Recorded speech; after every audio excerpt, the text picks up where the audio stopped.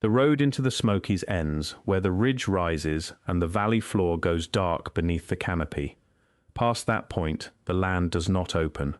It folds in on itself, crease after crease of sandstone and limestone running northeast to southwest, the oldest exposed rock in the eastern half of the continent, laid down before the Appalachians were the Appalachians, and worn to their present shape across a span of time that makes the arrival of any human people seem recent by every measure the geologist uses. Beneath those ridges, the water does its slow work. Calcium carbonate dissolves, passage by passage, century after century, and the mountain opens from the inside. The formations that result are not rare in this part of the world.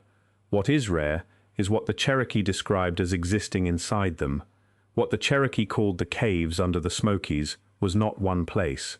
It was a system, a network of chambers and channels running beneath the limestone karst of the southern range, some of them large enough to stand in, some of them reaching depths that field surveyors in the late 19th century recorded, and then, in the way of field surveyors whose findings complicated a convenient account, did not revisit. What those surveyors measured, what the Cherokee had described for generations before any survey team arrived, and what the geological record still shows if you know how to read it, is the subject of what follows. The caves are still down there. The question of what they contain and what was known about them before the knowing was set aside has not been answered, and the reason it has not been answered is not that no one has had the tools, it is that no one with the tools has looked. If you're enjoying this story so far, don't forget to hit the like button and subscribe. Drop a comment telling me where in the world you're watching from. I love hearing from you. The Overhill Cherokee, whose principal town stood along the Little Tennessee and Hiwassee rivers in the 18th century, held a body of knowledge about the ground beneath the Smoky Mountains that no institution of the period was equipped to receive. Their oral tradition described passages beneath the high ridges, chambers where water moved underground from one drainage to another, and places where a person could descend from the surface of one valley and, by routes the tradition named, travel underground to emerge in a different watershed entirely. These were not vague poetic claims, they were navigational. The tradition named the entrance points, named the passages between them, and named what a person would find at depth.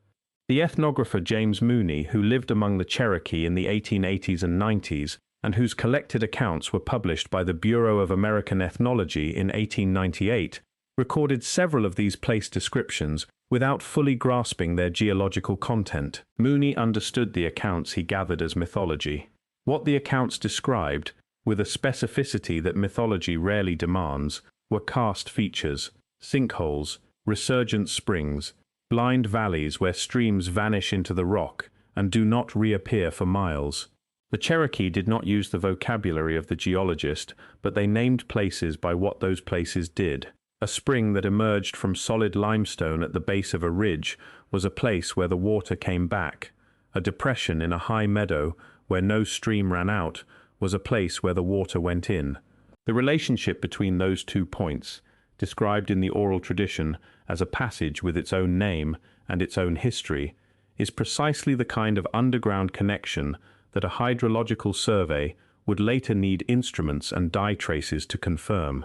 The Cherokee had mapped it by observation and kept the map in the tradition for longer than any survey team had been in the field. No institution arrived and offered them the credit. The limestone terrain of the southern Smokies is not well known to the general visitor. The signature landscape of the range, the layered sandstone ridges, the spruce fir summits, the waterfalls over hard metamorphic rock, is what the park presents to the road traveler. But beneath those surface formations, in the valleys along the southern and western edges of the range, carbonate rock runs in bands that have been dissolving since the last glacial period, and in some places for far longer. Cave systems in carbonate terrain of this age are not novelties. They are the expected product of the geology. The Appalachian Karst province, taken as a whole, contains some of the longest and most complex cave systems in the world, and the limestone bands that run along the western and southern margins of the Great Smoky Mountains are geologically continuous with the carbonate belts that produced Mammoth Cave in Kentucky to the northwest. The scale of the underground system that this rock can support is not in question. What is in question is what occupies the chambers the limestone has produced here, and who knew about those chambers before the first survey team arrived to count them. What makes the cave systems of the Smoky Mountain borderland unusual is the combination of age, depth, and location. These are not tourist caves with their chambers mapped and lit and their passages walked by school groups on field trips. They are working hydrological systems, active, still forming, still moving water from one drainage to another, through passages that, in the records surviving from late 19th century fieldwork, had not been fully entered or measured by the time those records were closed. The fact that they remain unentered today is not a geological problem, it is an institutional one. The surveys that reached this country in the 1860s and 70s came with a mandate. The United States Geological Survey, established formally in 1879, was engaged in a systematic effort to inventory the land base of the eastern mountains, assess its mineral and timber resources, and produce the topographic and geological maps that federal land management required. The men doing this work were competent, often rigorous, and operating under institutional pressure to produce usable data rather than pursue anomalies. When a field party encountered a cave entrance, the standard practice was to note its location, estimate its visible extent, and move on. Descending into an unknown passage required equipment and time that survey schedules did not accommodate, and the caves of the Smoky Mountain borderland were not the priority. The priority was the surface, the ridges, the timber stands, the stream courses, the coal and iron deposits of the Ridge and Valley Province to the northwest. The cave systems were noted and filed. They were not followed. What the filed reports contain, however, is enough to establish that the system the Cherokee tradition described was not a metaphor. A survey party working the upper drainage of the Little Tennessee in 1874 recorded a spring issuing from the base of a limestone outcrop at a volume that no surface catchment in the immediate vicinity could account for. The spring was putting out water that had to be traveling from somewhere beyond the visible watershed divide. The surveyor noted this, estimated the catchment discrepancy, and flagged the site for follow-up hydrological investigation. The follow-up did not come. The party moved northeast along the ridge, completed its assigned transect, and submitted its report to the survey's Washington office, where it was filed among the geological notes for the Tennessee district. The spring still flows today. The catchment discrepancy, if a modern hydrologist stood above it with current instrumentation, would be no smaller than what the 1874 surveyor estimated, standing in the same spot with a compass and a notebook. The Cherokee accounts that Mooney recorded in the 1880s make two kinds of claims about the underground passages of the Smokies. The first kind names specific entrances, places where a person could descend into the earth, described with enough locational precision that a reader familiar with the terrain can identify the general area if not the exact point. The second kind describes what the passages contain, and it is the second kind that the ethnographic record has not known what to do with. Mooney collected accounts of chambers below the Smokies that held objects the above-ground world no longer contained, worked stone, arrangements of material that the tradition's language described as made rather than formed, old things, the accounts said, placed rather than deposited by water or geological process. One chamber was described as holding the records of an earlier people, not oral records but material ones, physical objects rather than words, kept in a place where the darkness and the stable temperature of deep limestone would preserve them against the damage that surface exposure brings over long spans of time. Mooney rendered these passages as legend. He was working within the interpretive framework his institution provided, and that framework had no category for a pre-Cherokee archive stored in a cave system beneath the southern Appalachians.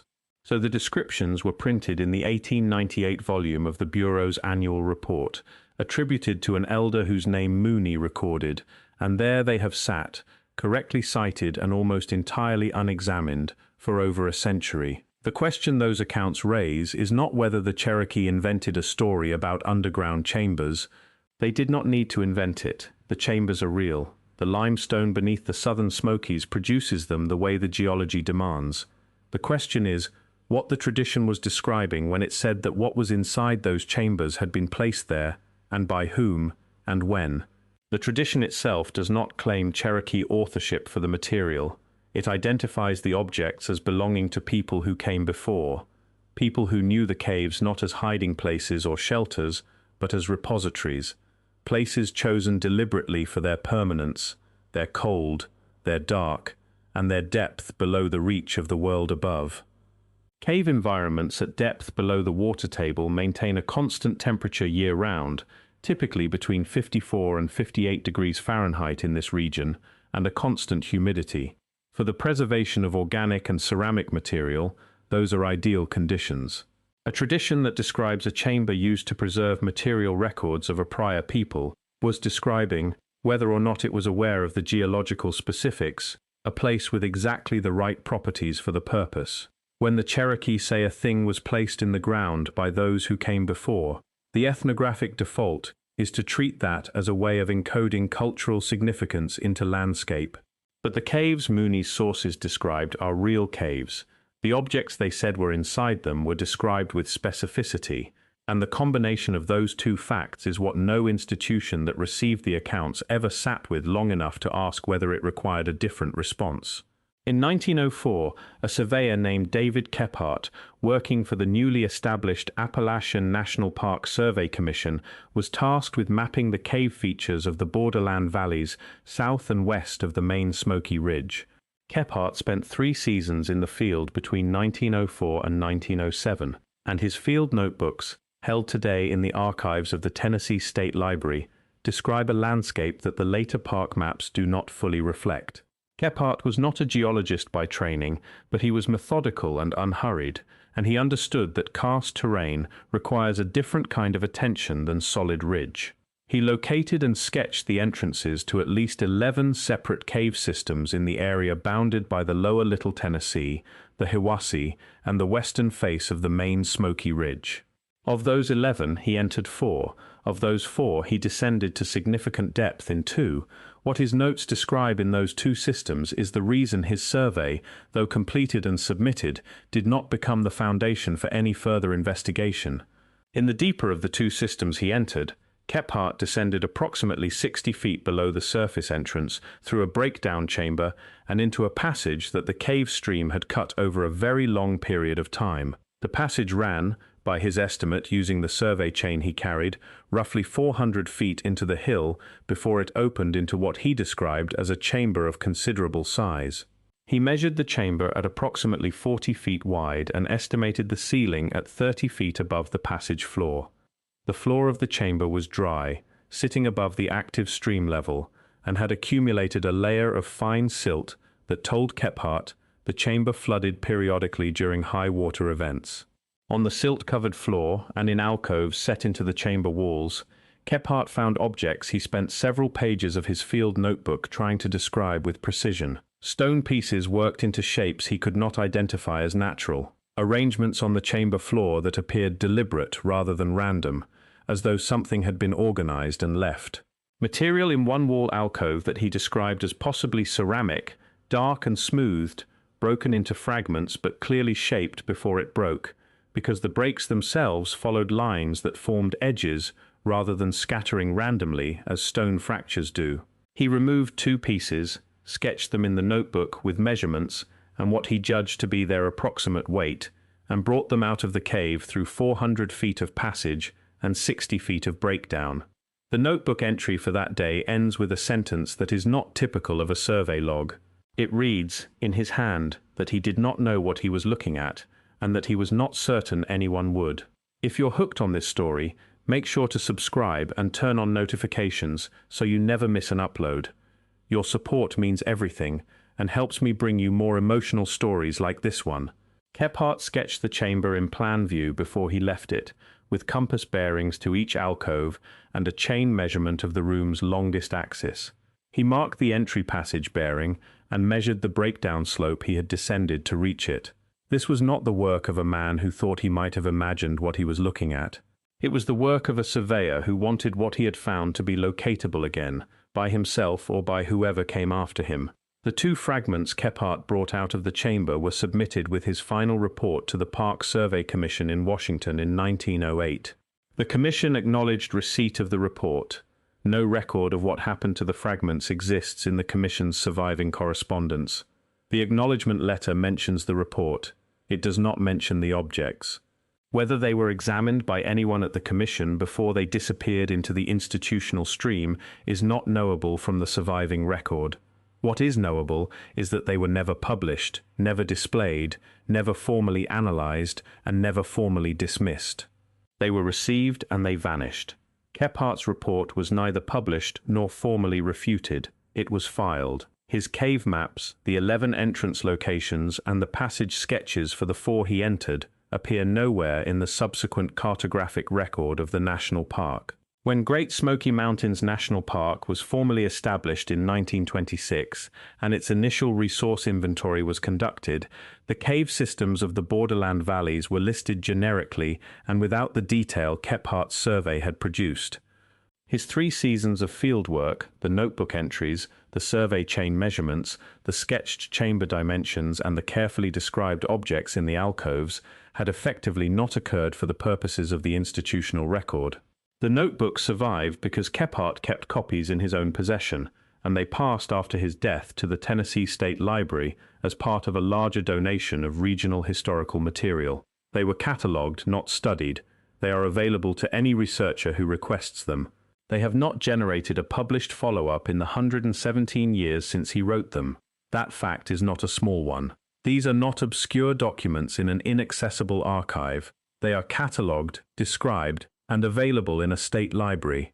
They are simply not the kind of material that the academic institutions most likely to act on them have looked at. What Kephart's commission did do, in the years between his submission and the park's establishment, was engage with a different set of interests entirely. The timber companies operating in the watershed needed survey data for road access and extraction routes. The copper smelting operations at Ducktown, southeast of the park boundary, needed hydrological assessments of the downstream drainage to manage the environmental consequences of their smelting process. The land acquisition process for the park required title work and boundary surveys across hundreds of private parcels in a region where land ownership was complicated, contested, and in many cases tied to multiple generations of family claim. That work consumed the survey capacity of every relevant federal and state agency for the better part of a decade. There was no budget line for cave investigation and no institutional champion for what an independent surveyor's field notebook described as an anomalous chamber with anomalous contents in a passage below the borderland limestone. The system that let Kephart's findings go unexamined was not one that required anyone to make a decision to suppress them. It only required that no one make a decision to pursue them. No one did. And the nature of institutional inertia is that this situation, once established, does not automatically correct itself. The park was created, the management priorities were set, the cave systems fell below the line of what the park's founding mandate treated as significant, and they have remained below that line ever since. Not because anyone decided they were unimportant, but because the decision to treat them as important was never made. And not making a decision is a state that sustains itself indefinitely without effort from anyone.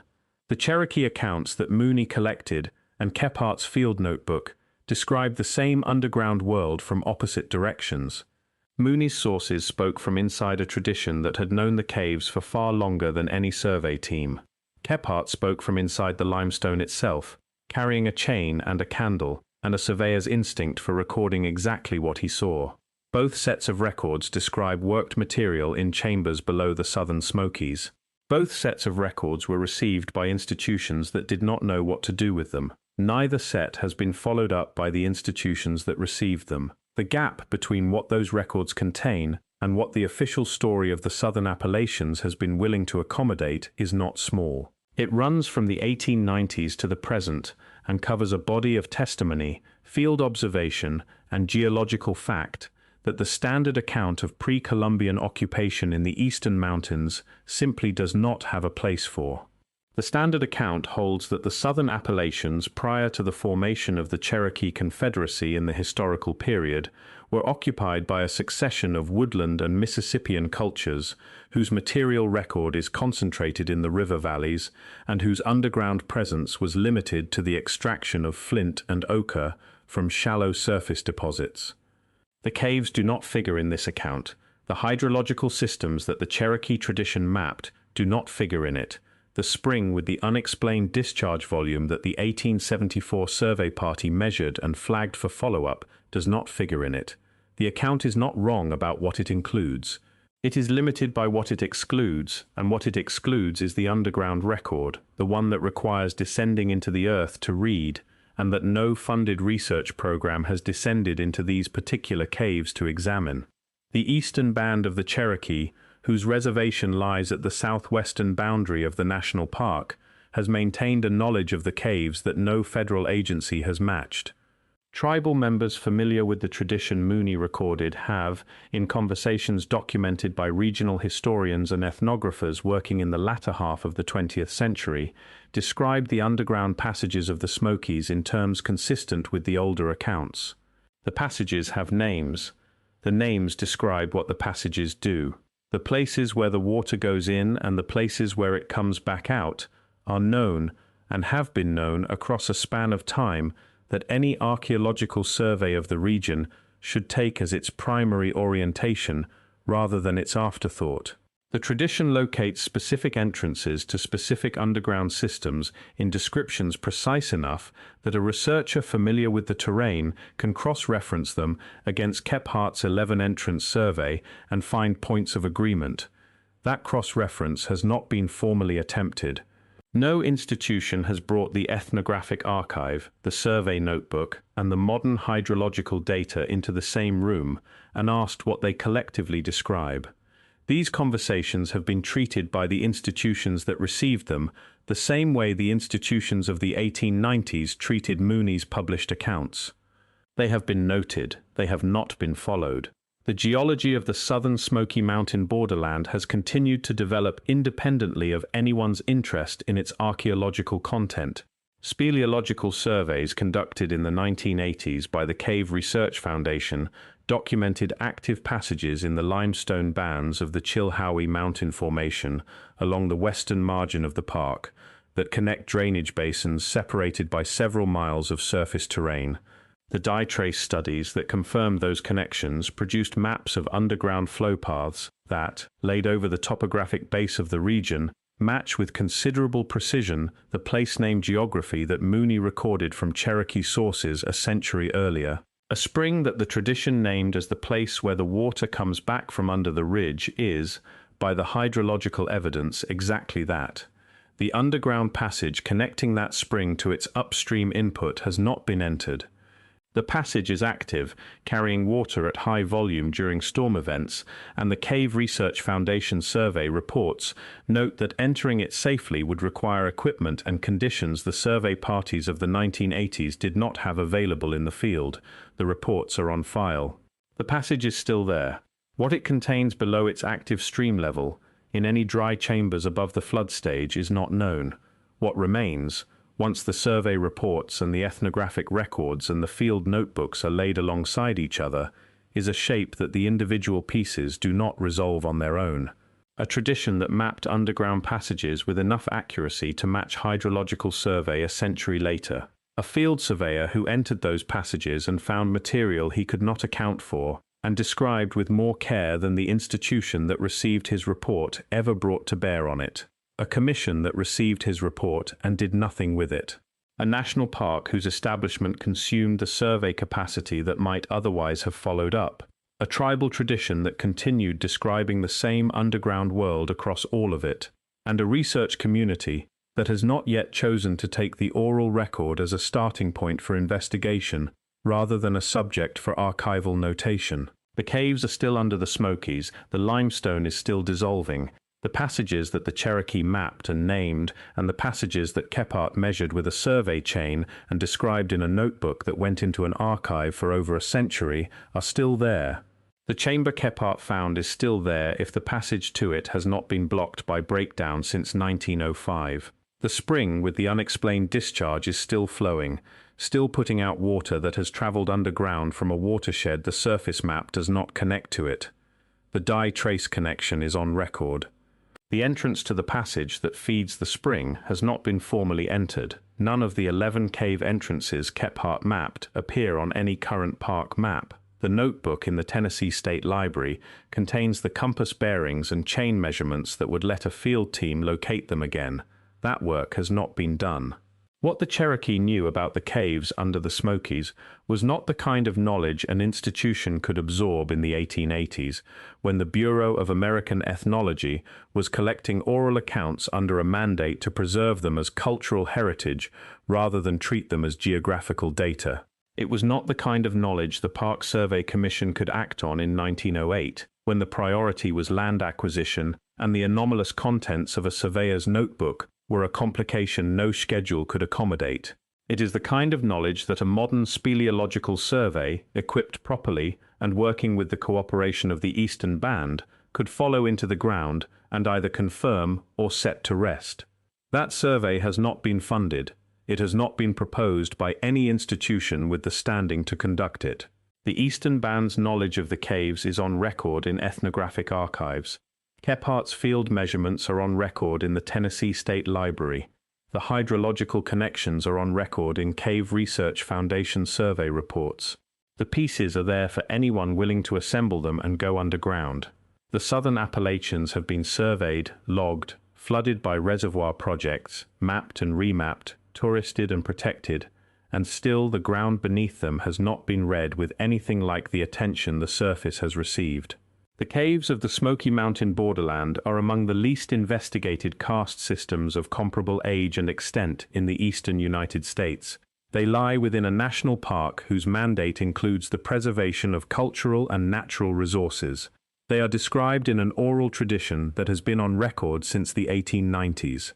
They were partially entered by a surveyor whose findings have been sitting in an archive for over 100 years. The continent holds this material with the patience that limestone has always had for the things it surrounds, quietly, in the dark, at a depth that requires effort and a willingness to take the oral record seriously as a map rather than a metaphor. Both of those things are available. Neither has been brought to bear. The oral record has been available for 120 years.